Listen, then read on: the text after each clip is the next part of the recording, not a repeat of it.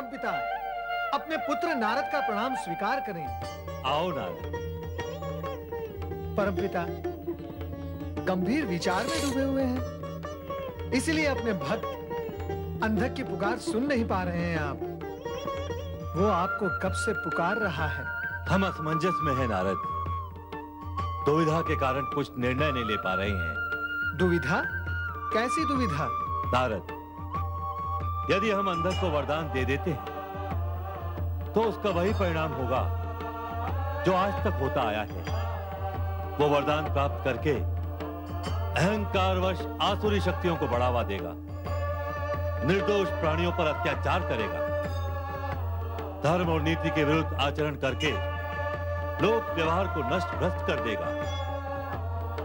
और यदि हम उसको वरदान और तपस्या का प्रतिफल नहीं देते हैं तो हमारा तपस्या का प्रतिदान देने का अटल नियम भंग होगा।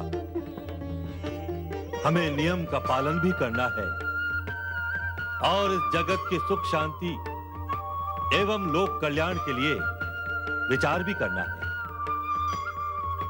पर यह कैसे होगा, यही दुविधा है नारद। नारायण नारायण, आप तो सृष्टि के रचयिता हैं, विधाता हैं, परम पिता हैं। भूत भविष्य वर्तमान आपके सम्मुख स्पष्ट हैं, फिर आपको दुविधा कैसी? आपके लिए मार्ग निकालना क्या कठिन है? नारद, हमारे सम्मुख इस सत्य के दो पक्ष सामने आते हैं। किसी भी एक पक्ष को स्वीकार करने से दूसरे पक्ष की हानि होती है, जो कि हमारा कर्म धर्म नहीं है। यही दुविधा है नारद। परमपिता, मैं तो आपका मानस पुत्र हूं। मैं आपको मंत्रणा देने का दुस्साहस कर ही नहीं सकता। हाँ, मैं निवेदन मात्र अवश्य कर सकता हूँ कि ऐसी दुविधा की स्थिति में समाधान के लिए भगवान भोलेनाथ की शरण में जाएंगे तो उचित होगा। अंधक भगवान भोलेनाथ का पुत्र है, अतः मेरा ऐसा विचार है कि पुत्र के विषय में भगवान भोलेनाथ उचित ही निर्णय लेंगे। ऐसा प्रतीत होता है कि तुम्हारा परामर्श उचित है नारद। अब भविष्य में कभी भी मुझ पर ऐसी दुविधा आएगी तो मैं तुमसे ही परामर्श लूंगा नारद। नारायण नारायण, अब आप मुझे लज्जित क्यों कर रहे हैं परमपिता? मैं भला आपको क्या परामर्श दे सकता हूँ? मैं तीनों लोकों में भ्रमण करता हूँ, इसलिए कुछ सत्य समेट लेता हूँ। उन्हीं के आधार पर कुछ आंकड़े प्रस्तुत कर देता हूँ। नारायण नारायण। माता पार्वती की जय। माता पार्वती की जय। माता पार्वती की जय। श्री शैल पर्वत से लौट आई देवी। हाँ स्वामी, लौटना तो था ही। कैसा है हमारा पुत्र कार्तिकेय? कुशल है? जो सदा भक्ति में लीन होकर दूसरों की कुशलता का चिंतन करता हो, स्वयं उसकी कुशलता तो निश्चित ही है स्वामी। और क्या चर्चा हुई पुत्र से? जो भी हुई उसी को लेकर आपसे चर्चा करनी है। हमसे? हमसे कैसी चर्चा? आप हर अमावस्या को यहाँ किसी को बताए बिना वहाँ कार्तिकेय से मिलने चले जाते हैं। तो कार्तिकेय ने हमारे वहाँ जाने की चर्चा भी तुमसे की है। बिना बताए जाने और पहुंच के मिलने का आनंद भी अद्भुत होता है देवी। किसी को प्रतीक्षा भी नहीं करनी पड़ती। अब ये कहूं कि लौटते समय अपने प्रिय पुत्र गणेश और पुत्रवधुओं से मिलकर आई हो अथवा नहीं? इच्छा तो बहुत थी उनसे मिलने की, किंतु कहीं विलंब न हो जाए, इसलिए आपके भय से शीघ्र ही बिना मिले चली आई। हमारा भय? हमसे तुम्हें कब से भय होने लगा? गणेश से तो मैं कभी भी मिल लूंगी। आप ये बताएं, आप अपने श्वेत पुत्र अंधक को इतना कष्ट क्यों दे रहे हैं? लौटते हुए मैंने देखा एक पर्वत शिखर पर ब्रह्मा को पुकारता हुआ न जाने कब से कठोर तपस्या कर रहा है। वो ब्रह्मा जी को पुकार रहा है, हमको नहीं। उनका कार्य हम कैसे कर सकते हैं? हो सकता है कि ब्रह्मा जी अंधक की परीक्षा ले रहे हों। सृष्टिकर्ता ब्रह्मदेव की जय। सृष्टिकर्ता ब्रह्मदेव की जय। पधारिए ब्रह्मदेव। हम आप ही की चर्चा और आप ही का स्मरण कर रहे थे। अच्छा हुआ कि आप प्रकट हो गए। मेरी चर्चा, मेरा स्मरण, वो किस लिए भुलेश्वर? इसका उत्तर तो आपको देवी पार्वती ही देंगी। कहो देवी, क्या कहना चाहती हो तुम ब्रह्मदेव से?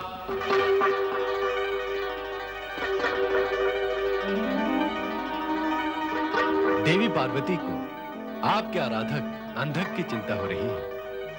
आप ही इनकी जिज्ञासा का समाधान करें। मैं समाधान कैसे करूंगा देवेश्वर? मैं तो स्वयं समाधान के लिए यहां उपस्थित हुआ हूं। कृपा करके मुझे बताएं कि अंधक की तपस्या के उत्तर में मुझे क्या करना चाहिए? उसे वरदान देने अथवा न देने, इन दोनों स्थितियों के परिणाम से भी आप परिचित हैं। तो ऐसी स्थिति में किया क्या जाए? परिणाम के भय से नीति और धर्म की मर्यादा तो भंग नहीं की जा सकती ब्रह्मदेव। जो प्राणी आराधना सहित तपस्या कर रहा है, उसे वरदान देना त्रिदेवों का कर्तव्य है। आप चाहते हुए भी अंधक को वरदान देने से बच नहीं सकते। वो आपकी तपस्या कर रहा है। आपसे वरदान प्राप्त करना उसका अधिकार है और उसे वरदान देना आपका कर्तव्य। देवेश्वर, मैंने इस विषय पर गंभीरता से विचार किया है। मुझे भी यही प्रतीत होता है कि उसे वरदान तो देना ही होगा, किंतु अत्यंत सावधानी के साथ। मैं आपसे यही जानना चाहता हूं कि मुझे किस प्रकार की सावधानी का निर्वाह करना चाहिए। कारण कि अंधक के जन्म का संबंध आपसे है, इसलिए मैं आपके परामर्श के अनुसार ही उसे वरदान दे सकूंगा। अंधक से हमारे संबंध पर विचार कर आपने अपनी सौम्यता का परिचय दिया है, किंतु ब्रह्मदेव, हम एक कटु सत्य को स्पष्ट कर देना चाहते हैं कि हमने अंधक को सदा के लिए हिरण्याक्ष को सौंप दिया था और तब से हमारा उससे संबंध समाप्त हो गया है और वो आसुरी वृत्ति के वश में हो गया है।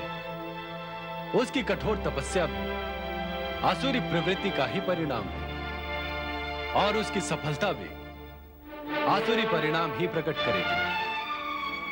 ऐसी स्थिति में आप उसकी बुद्धि को विकृत करके उसी से वरदान मांगने को कहें और उसी के वरदान में उसकी मृत्यु का मार्ग भी निश्चित कर दें। आपने मुझे दुविधा से उबार लिया देवेश्वर। अब मैं आपके परामर्श के अनुसार ही व्यवहार करूंगा।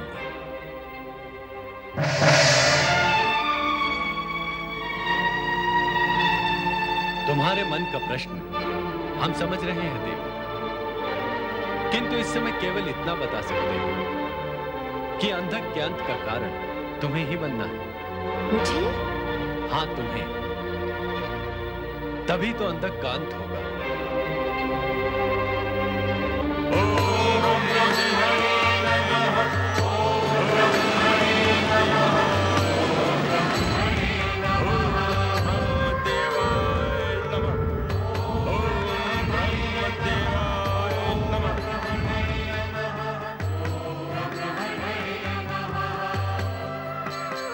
कब से पुकार रहा हूं मैं ब्रह्मदेव, कब से पुकार रहा हूं मैं।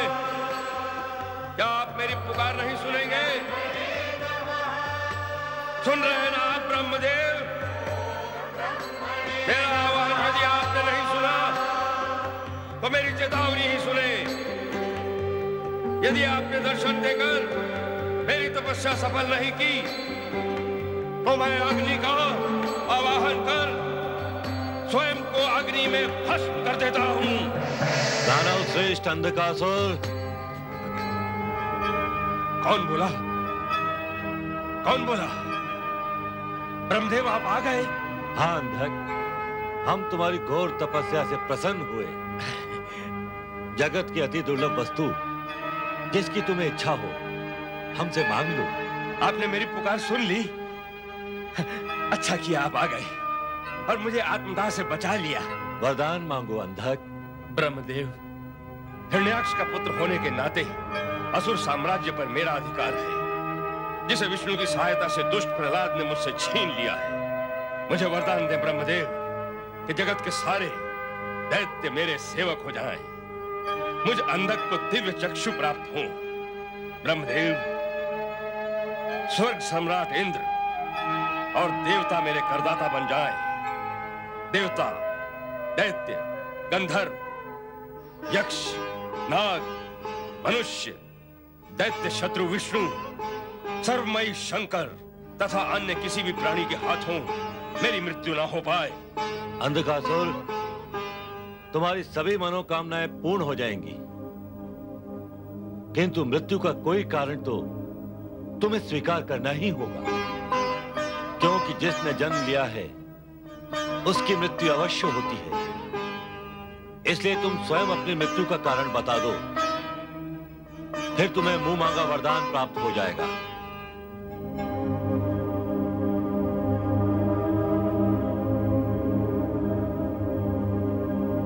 ब्रह्मदेव, जब मेरा जन्म हुआ है तो मेरी जननी भी अवश्य ही रही होगी। यदि असुर भाव के कारण मेरे मन में उसके प्रति काम भाव उत्पन्न हो जाए, तभी मेरा नाश संभव हो। मैं तो ऐसा असंभव वरदान चाहता हूं जिससे मेरी मृत्यु असंभव हो जाए।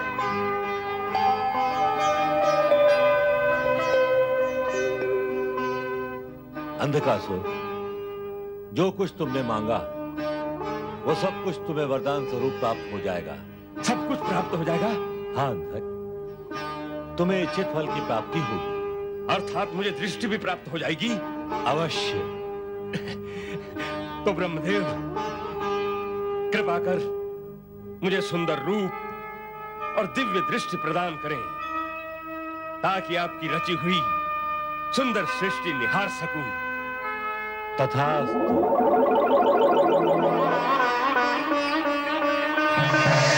मैं देख सकता हूं, मैं देख सकता हूं।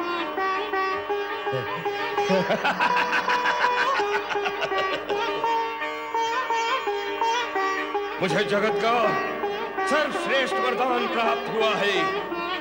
अब सारा जगत मेरे अधीन होगा। मैं दैत्य शक्ति का ध्वज तीनों लोकों में फहराऊंगा।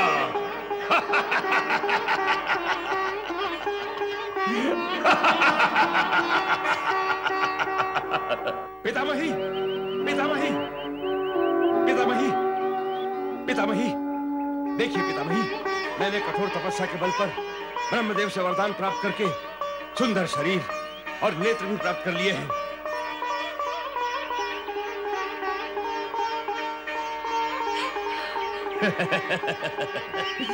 अब मुझे दैत्यों का गौरव बढ़ाने से कोई नहीं रोक सकेगा। ब्रह्मदेव ने मुझे इच्छित वरदान दिए हैं। अब मैं दैत्यों का साम्राज्य पुनर्स्थापित करूंगा और तीनों लोकों में दैत्य शक्ति का ध्वज फहराऊंगा। अब मुझे आशीर्वाद दे पितामही। तेरा तो पूर्ण कायाकल्प हो गया है पुत्र। तुझे इस रूप में देखकर मेरे मन को शांति मिली है रे अंधक।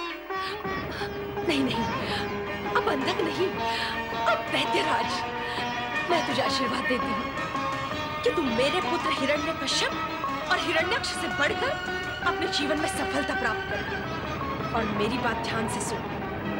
स्वर्ग पर आक्रमण करके इंद्र को अपना दास बनाओ। पृथ्वी के मानवों को अपनी दैत्य शक्ति से अपने वश में कर। और सबसे पहले उस दुष्ट और दैत्यद्रोही प्रहलाद को दंडित कर और उससे हिरण्यकश्यप का साम्राज्य छीन।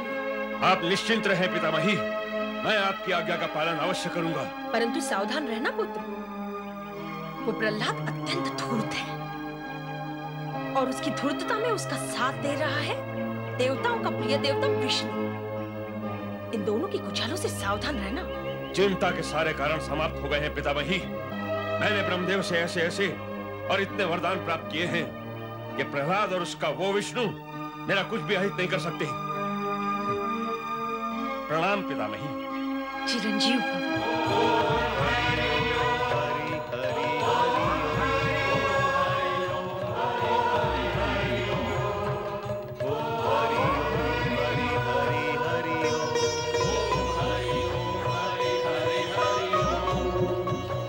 सभासदों, परम प्रभु श्री हरि की असीम कृपा से और आप सबकी दी हुई सूचना के अनुसार आज हमारे राज्य की प्रजा सुखी और संतुष्ट है।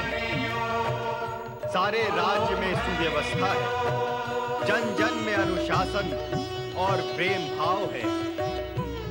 इन सभी सुव्यवस्थाओं के लिए आप सबकी प्रतिभा, योग्यता और परिश्रम ही श्रेय योग्य है। आप सभी के सुचारू प्रबंधों के कारण ही प्रजा सुखी और शांतिमय जीवन व्यतीत कर रही है। महाराज, आप सारा श्रेय हमें क्यों दे रहे हैं? सत्य तो यह है महाराज कि आपने जो व्यवस्था निश्चित की है हम उसी का पालन कर रहे हैं।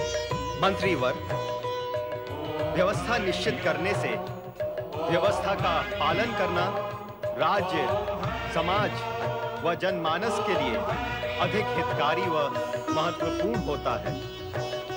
अच्छी व्यवस्था के नियम तो बना दिए जाएं, किंतु उनका पालन अच्छे ढंग से ना किया जाए तो अच्छी व्यवस्था का महत्व भी समाप्त हो जाता है। इसीलिए व्यवस्था को कार्य रूप देने वाले सदा उसका पालन करने वाले ही श्रेय के भागी होते हैं। सत्य तो यही है। दैत्यराज अंधकासुर की, दैत्यराज अंधकासुर की, दैत्यराज अंधकासुर की।